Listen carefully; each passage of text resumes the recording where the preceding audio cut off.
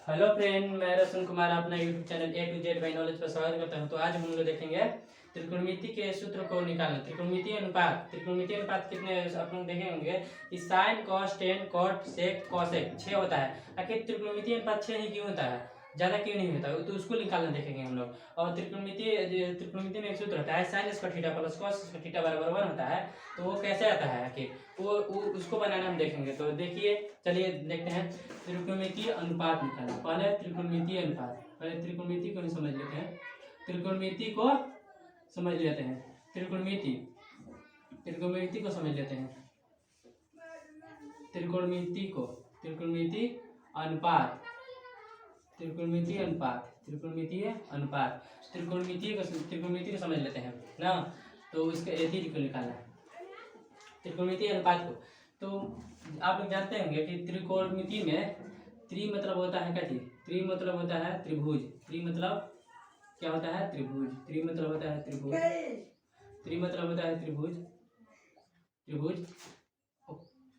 कोण मतलब कोण जानते हैं आप, जानबे करते हैं आप लोग, कोण होता है त्रि मतलब त्रिभुज। तो त्रिभुज कितने, त्रिभुज तो एक भुजा के आधार पर 3 होता है, भुजा के आधार पर और कोण के आधार पर, भुजा के आधार पर होता है, भुजा के आधार पर और कोण के आधार पर, भुजा के आधार पर और कोण के आधार पर, भुजा के आधार पर और कोण के आधार पर होता है। भुजा के आधार पर, कोण के आधार पर, भुजा के आधार पर 3 होते हैं और कोण के आधार पर 3 होते हैं। मगर हम लोग को कोण 3 होते हैं, पर हम लोग को पढ़ना है कि सिर्फ क्या चीज, सिर्फ पढ़ना है समकोण त्रिभुज के। पहले भुजा के आधार पर देख लेते हैं कौन कौन होता है। भुजा के आधार पर 3 होते हैं, कितने होते हैं, 3। कोण के आधार पर 3। तो समबाहु त्रिभुज, समबाहु त्रिभुज, विषमबाहु त्रिभुज, विषमबाहु त्रिभुज, विषमबाहु त्रिभुज और समद्विबाहु, आगे पीछे हो सकता है, समद्विबाहु विषमबाहु त्रिभुज, समबाहु त्रिभुज, समद्विबाहु त्रिभुज और विषमबाहु त्रिभुज। कोण के आधार पर होता है समकोण, न्यून कोण,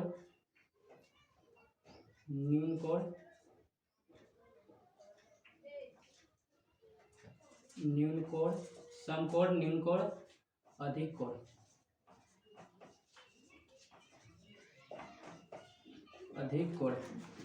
ठीक है। भुजा के आधार पर समबाहु त्रिभुज, विषमबाहु त्रिभुज और समद्विबाहु त्रिभुज। कोण के आधार पर समकोण, न्यून कोण और अधिक कोण। तो हम लोग को इसमें त्रिकोणमिति में सिर्फ समकोण के बारे में ही पढ़ना है, समकोण के बारे में। समकोण तो ऐसा त्रिभुज जिसका एक भुजा क्या हो, एक कोण 90 डिग्री, उससे हम लोग क्या कहते हैं, समकोण त्रिभुज। तो समकोण त्रिभुज के बारे में हम लोग को पढ़ना है। तो समकोण त्रिभुज को देखते हैं। समकोण त्रिभुज को बनाकर उसमें ये हो गया समकोण त्रिभुज, जिसका बी होता है, बी कितना है 90 डिग्री, जिसका बी ए, इसको ए बोलेंगे, इसको बी, इसको सी, और बी कितना होता है 90 डिग्री, बी 90 डिग्री। तो समकोण में ये बड़ी भुजा को कहते हैं हम लोग कोण, और इसको ऊंचाई को हम लोग कहते हैं लंब, और इसको आधार को हम लोग आधार कहते हैं, बीसी को आधार। कोण, लंब, आधार। सबसे बड़ी भुजा होता है कोण, उसके बाद लंब, उसके बाद आधार, लंब, कोण, आधार। तो हम लोग ये आप लोग जानते हैं कि कोण का वर्ग दोनों छोटी भुजाओं के वर्गों के बराबर होता है। ये चूंकि बराबर होता है, मान लीजिए इसको 20 वर्ग इसको निकालेगा तो इसका वर्ग 20 और इसका 30 आता है, तो ये दोनों के जोड़िएगा तो इन दोनों का योग हो जाएगा कितना 50, यानी ये दोनों के वर्ग के क्या होगा, बराबर होगा। यानी दोनों कोण का वर्ग कह सकते हैं हम लोग कि कोण का वर्ग दोनों छोटी भुजाओं के वर्गों के योग के बराबर होता है। तो लंब स्क्वायर प्लस आधार स्क्वायर, कोण का वर्ग दोनों छोटी भुजाओं के वर्ग के योग के बराबर होता है, कोण स्क्वायर बराबर हो जाएगा लंब स्क्वायर प्लस आधार स्क्वायर। कौन बोले थे, पाइथागोरस बोले थे, पाइथागोरस वैज्ञानिक, कि पाइथागोरस पर में भी सिद्ध करना होगा। 6 लेसन में सिद्ध किए होंगे आप लोग कि बोले थे वो कि कोण का वर्ग दोनों छोटी भुजाओं के वर्गों के योग के बराबर, जो बड़ी भुजा था, बड़ी भुजा का वर्ग दोनों छोटी भुजाओं के वर्गों का योग के बराबर होता है। कौन बोलते हैं? पाइथागोरस। पाइथागोरस बोले थे। तो उसी से हम लोग लेते हैं कर्ण का वर्ग दोनों छोटी भुजाओं के वर्गों के योग के बराबर होता है, यानी कर्ण स्क्वायर बराबर लंब स्क्वायर प्लस आधार स्क्वायर होता है। तो कर्ण कर्ण कहाँ है? A B. कर्ण कहाँ है? कर्ण कहाँ है? ए बी ना, तो ले लेते हैं ए बी। हो गया। अब हम लोग देखते हैं पहले इसी निकालना। अब इतना हो गया कर्ण स्क्वायर प्लस लंब स्क्वायर प्लस आधार स्क्वायर। तो देख ले त्रिकोणमितीय अनुपात कैसे करते हैं। तो मान लीजिए एक पहले इस लंब को लेंगे और कर्ण के साथ लेंगे, फिर लंब को लेंगे, फिर आधार के साथ, एक भुजा को लेंगे और दोनों के साथ कंपेरिजन करेंगे, और फिर कर्ण को लेंगे आधार और लंब के साथ। तो तीनों को तीन तरह से करेंगे। देखिए मान लीजिए लेते हैं लंब पे लेते हैं लंब बटा कर्ण, लंब बटा कर्ण। पहले लंब बटा कर्ण लेते हैं। तो लंब बटा कर्ण को कहा गया साइन। क्या कहा गया? साइन। लंब बटा कर्ण को साइन कहा गया, साइन थीटा। थीटा मान लीजिए साइन कहा गया। और अब लंब ले लिए, लंब बटा कर्ण ले लिया। अब लंब बटा आधार लेंगे, लंब बटा आधार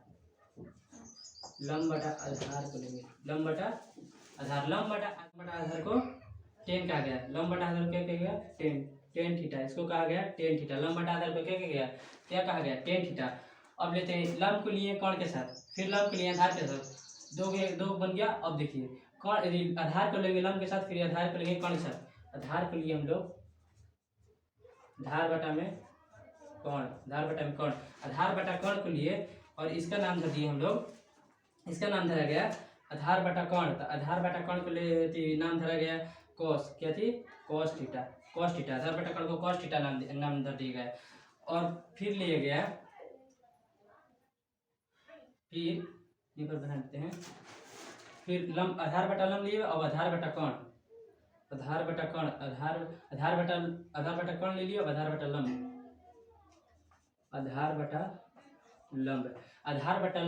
तो आधार बटा लंब को क्या कहा गया? आधार बटा लंब को कॉट कहा गया। आधार बटा लंब को कॉट थीटा क्या कहेगा? Cot theta. और देखिए अब लेते हैं कर्ण को। एक देखिए पहले लिए लंब बटा कर्ण को लिए, फिर लिए लंब बटा आधार को, फिर अब लिए आधार बटा लंब, फिर आधार बटा कर्ण। अब बच गया कर्ण बटा लंब लेंगे और कर्ण बटा आधार।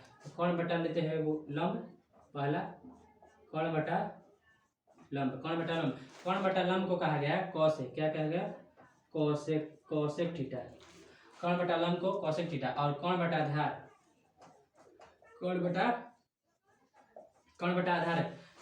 आधार को कहा गया, कर्ण बटा आधार को सेक कहा गया। क्या कहा गया?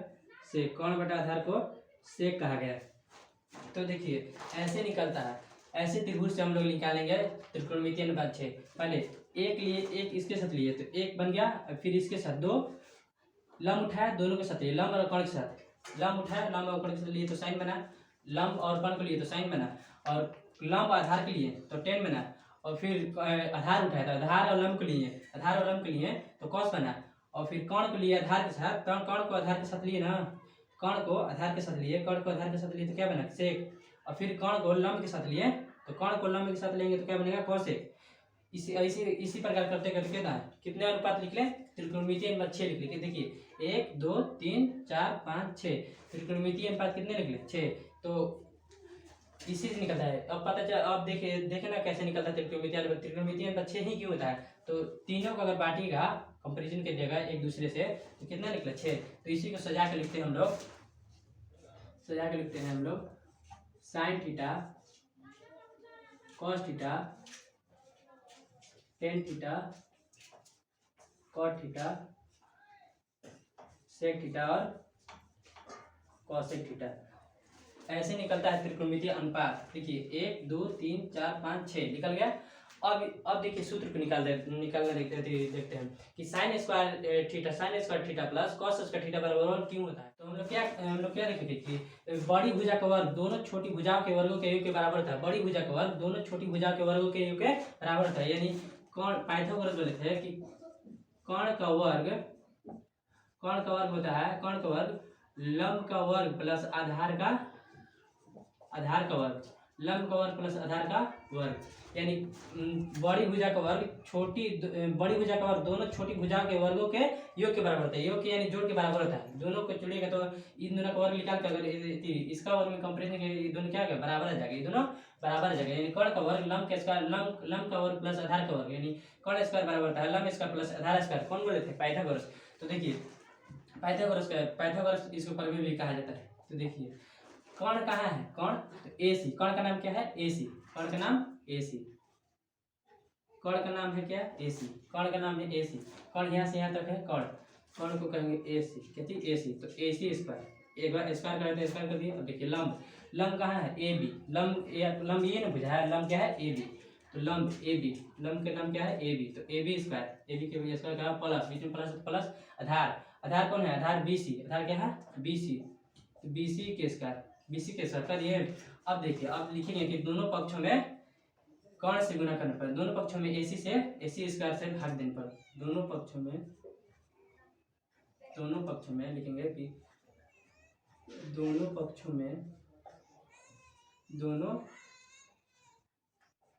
पक्षों में एसी स्क्वायर से भाग देने पर, एसी स्क्वायर से भाग देने पर। तो क्या था? दोनों पक्ष में, यानी लेफ्ट साइड भी और राइट साइड भी, लेफ्ट भी और राइट भी दोनों पक्ष में देंगे। तो एसी स्क्वायर था, एसी स्क्वायर, तो एसी स्क्वायर से भाग देना है, एसी स्क्वायर से भाग देना, दे दिए बराबर भी दे देंगे। ए बी स्क्वायर बटा में एसी स्क्वायर, एसी से भाग देंगे। फिर बी सी स्क्वायर बटा में किससे भाग देना है? एसी से। ठीक है, देखिए पहले किए हम लोग कर्ण का वर्ग दोनों छोटी भुजा के वर्गों के योग बराबर होता है, बड़ी भुजा का वर्ग दोनों छोटी भुजा के वर्गों के योग के बराबर होता है। तो कर्ण कहाँ था? एसी, तो एसी दे दिए, एसी स्क्वायर वर्ग कहाँ था? वर्ग कर दिए। ए बी लंब है, ए बी दे दिए, ए बी वर्ग करते वर्ग कर दिए। बी सी आधार है, बी सी वर्ग आधार है तो आधार दे दिए। अब देखिए ये वर्ग कर दिए। अब कह रहे हैं कि दोनों पक्षों में, फिर करते हैं कि दोनों पक्षों में एसी स्क्वायर से भाग देने पर, एसी स्क्वायर से भाग देने पर, तो दोनों पक्षों में एसी में एसी स्क्वायर से भाग दे दिए, ए बी में एसी स्क्वायर से भाग दे दिए, बी सी में एसी स्क्वायर से भाग दे दिए। अब देखिए अब दोनों पर वर्ग होता है ना, तो आप लोग पढ़े होंगे कि यदि में पढ़े होंगे कि घात रहता है कि ए बटा ए अगर रहता है दोनों पे स्क्वायर, ए बटा बी रहता है, ए स्क्वायर बराबर बी, तो हो जाता है ए बटा में बी पूरा का स्क्वायर हो जाता है, पूरा का स्क्वायर हो जाता है। तो इसी प्रकार ए सी बटा ए सी पूरा का हो जाएगा होल स्क्वायर बराबर ए बी बटा ए बी पूरा, ए बी बटा ए सी पूरा का हो जाएगा वर्ग प्लस बी सी बटा ए सी पूरा का हो जाएगा वर्ग। हो गया। अब देखिए ए सी से ए सी कट गया, क्या बचा? एक, ए सी से कटा एक बार में, तो एक का स्क्वायर बराबर ए बी किसको कहते हैं? ए बी हम लोग कहते हैं लंब। अब ए सी किसको कहते हैं? ए सी कर्ण को, यानी लंब बटा कर्ण, ए बी को लंब और ए सी को कर्ण कहते हैं। तो लंब बटा कर्ण बराबर साइन, लंब बटा कर्ण बराबर क्या होता है? साइन। लंब बटा कर्ण अभी हम लोग देखेंगे, ए बी को कहेंगे लंब और ए सी को कहेंगे कर्ण। तो लंब बटा कर्ण बराबर होता है क्या? साइन। क्या होता है? Sine theta. तो साइन थीटा के स्क्वायर का है तो स्क्वायर कर दिए प्लस बी सी को हम लोग कहेंगे आधार, बी सी को आधार और इसी को कहेंगे कर्ण, यानी बी सी को आधार, इसी को कर्ण। तो आधार बटा कर्ण क्या होता है? आधार बटा कर्ण होता है कॉस। क्या होता है? Cos theta. आधार बटा कर्ण क्या होता है? Cos theta. आधार बटा कॉस थीटा, कॉस के कह रहा है वर्ग तो कह दिए वर्ग, स्क्वायर दोनों के स्क्वायर करते हैं, स्क्वायर कर दिए और साइन के भी स्क्वायर कर दिए। तो देखिए ये इतना हो गया। अब इसलिए ये लिख देते हैं कि sine square theta plus cos square theta बराबर एक स्क्वायर की जगह क्या होगा? एक हो जाएगा, एक। यानी यही सूत्र होता है sine square theta plus cos square theta बराबर 1। तो देख लिया आप लोग कैसे निकलता है sine square theta plus cos square theta बराबर 1। आखिर 1 ही क्यों होता है? तो अभी हम लोग देख लिए कि कैसे 1 आता है, sine square theta plus cos square theta बराबर 1। तो आज के लिए इतना ही। अब अगले वीडियो में देखेंगे हम लोग और सूत्र को सिद्ध करने के लिए त्रिकोणमिति को और सूत्र को सिद्ध कराएंगे और त्रिकोणमिति के पार्ट बाय पार्ट हल कराया जाएगा। तो चैनल को सब्सक्राइब करें और वीडियो को लाइक करें। जय हिंद, जय भारत, धन्यवाद।